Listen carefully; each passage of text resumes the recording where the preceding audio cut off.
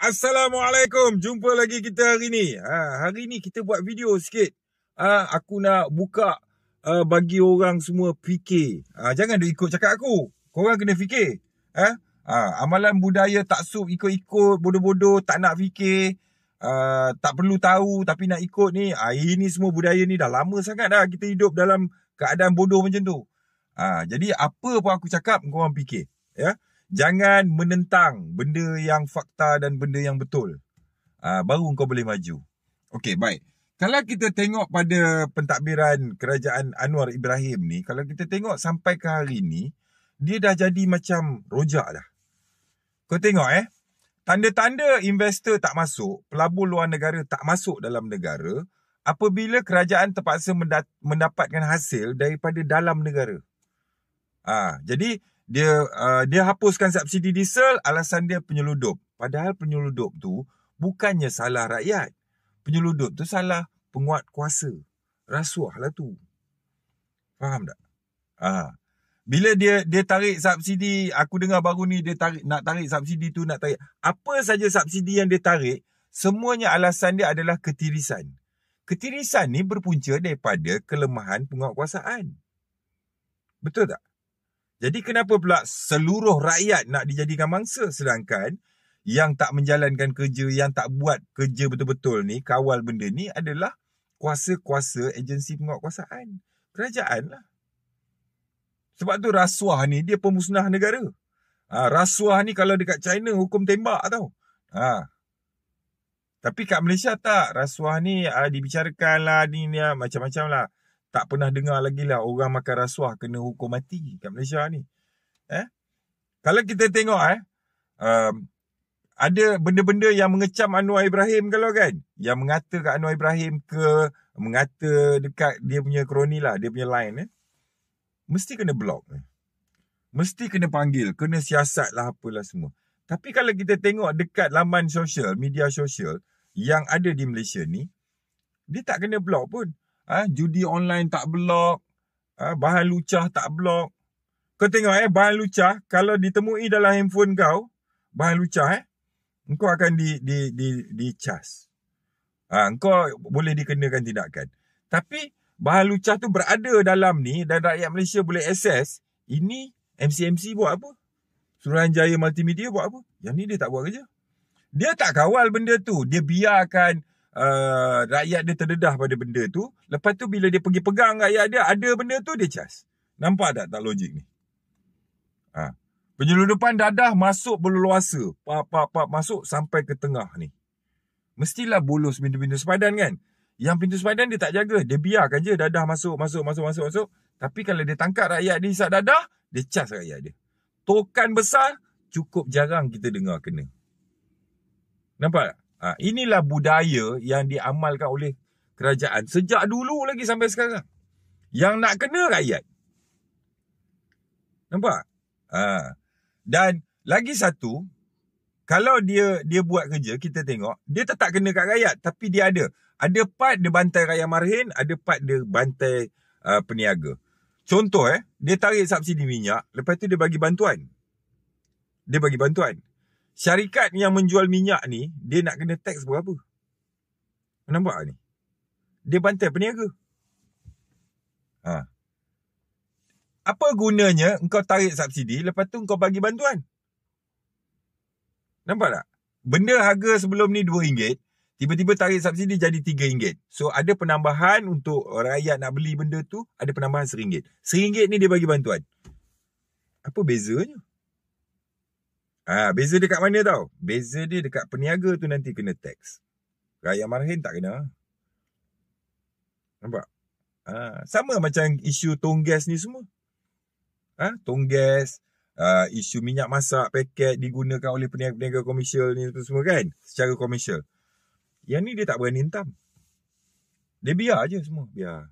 Toke-toke yang orang-orang yang menyalurkan barang-barang subsidi ke tempat yang salah, menjual barang-barang subsidi ni secara berluasan, yang ni kita tak dengar kena.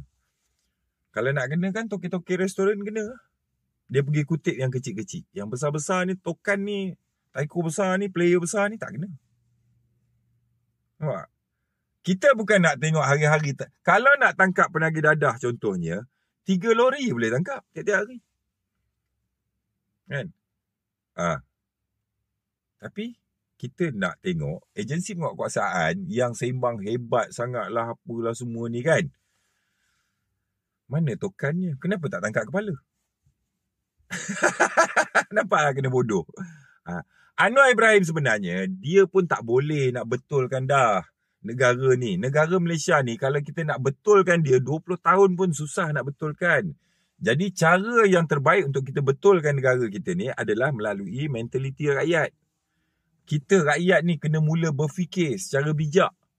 Harapkan orang politik tak boleh. Sedangkan Tun Mahathir yang jadi Perdana Menteri selama 22 tahun pun, hari itu bila dia naik second time sebagai Perdana Menteri pun, dia pun termenung. Dia kata apa? Saya ingat adalah lagi tiang ke? Rupanya lantai pun tak ada lah. Jadi dia pun bagi tahu susah nak betulkan balik kerosakan yang telah dibuat. Apatah lagi Anwar Ibrahim. Sebab tu sampai hari ni kalau kita tengok, Anwar dia sembang saja. Pelabur tu masuk, pelabur ni masuk, pelabur. Dia kena tahu, dia punya time frame adalah 5 tahun.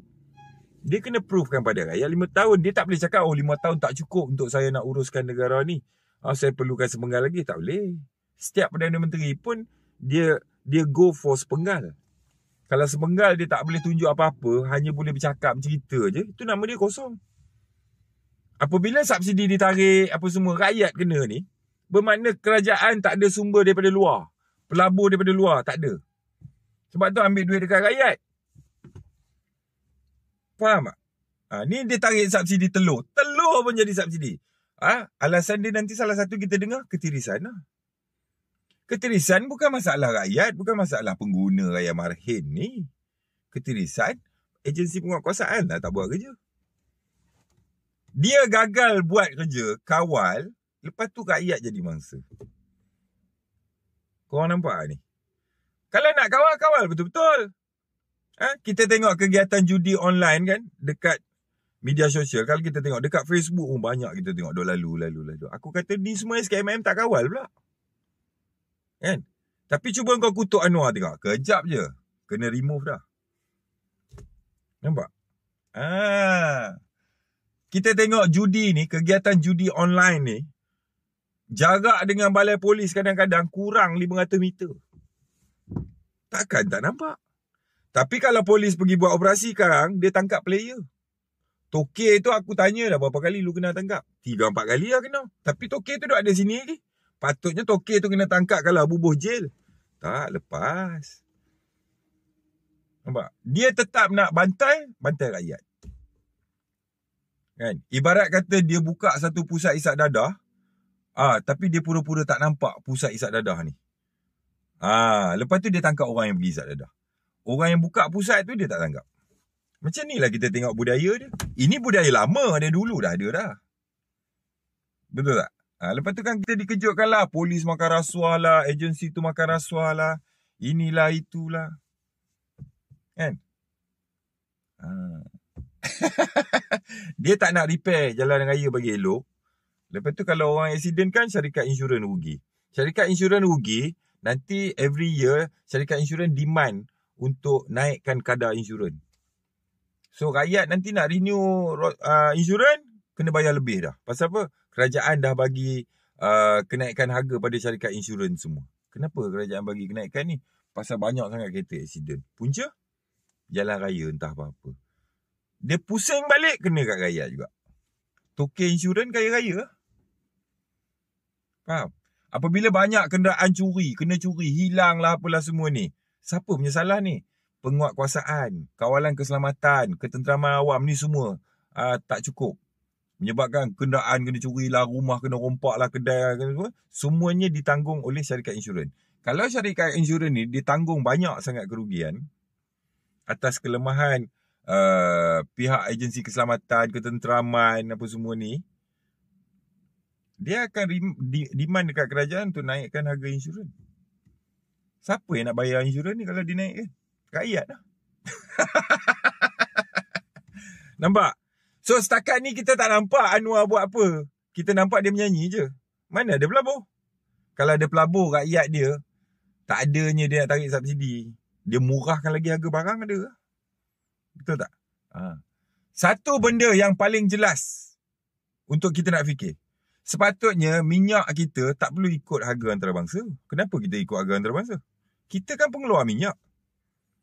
Patutnya minyak kita untuk rakyat harga paling murah lah. Kereta untuk rakyat murah. Untuk negara luar lah kita jual mahal. Ini tak. Kan? Ngikut apa yang aku tahu, minyak kita dijual kepada negara luar dulu. Lepas tu bila kita nak pakai, kita import masuk. Ikut harga orang. Barang kita bagi kat orang. Lepas tu bila kita nak pakai tak ada, kita minta kat dia, dia jual harga dia. Kita yang tanggung. Siapa punya bodoh ni? Orang politik punya bodoh lah. Faham tak? Ni nak ekspor kelapa pula keluar. Besok kita tak cukup kelapa, kita beli balik. Daripada orang yang kita jual tu. Dia jual harga berdouble-double lah. Siapa yang jadi bangsa? Kita lah. Padahal kita pengeluar kelapa, pengeluar beras. Faham tak? Sebelum kita nak suap makan mulut orang, patutnya kita tengok dulu mulut orang-orang di sekeliling kita. Kan? Engkau nak bagi makan dekat jiran, patutnya tengok family kau dulu. Betul tak? Ini suap mulut jiran bagi kenyang. Lepas tu bila dah lapar, minta balik kat jiran, jiran jual harga mahal. Kau lah menanggung. Faham tak? Ni basic-basic aku bagi korang fikir dan tengok. Rafizi merajuk. Alah. Rafizi tu dia merajuk ke? Aku percaya dia mesti letak jawatannya. Cuma dia nampak macam dia nak menakut-nakutkan pucuk pimpinan lah. Kononnya kok orang nak pujuk dia kan. Dia pasal apa pergi bercuti? Negara macam ni keadaan, korang sibuk nak bercuti. Buat kerja dulu, tak usah sibuk cuti. Gaji puluh-puluh ribu, sibuk nak pergi cuti lah, apalah. Mencari ketenangan lah, apalah. Otak kau, buat kerja untuk rakyat. Itu lebih utama. So, hidup berakal, mati jangan berantu, fikir-fikirkan. Mentaliti mau tukar. Hidup dalam Malaysia, mesti bersatu padu semua bangsa. Sudah-sudahlah tu kena tipu dengan orang politik ni. Orang politik dia paling takut kau bersatu tau. Kalau rakyat bersatu sesama bangsa, Cina, India, Melayu ni semua bersatu, orang politik tak boleh cari makan. Dia buat salah silap-silap satu hari, rakyat angkat dia buang dalam tong sampah. Fikir-fikirkan. Sekian. Wassalam.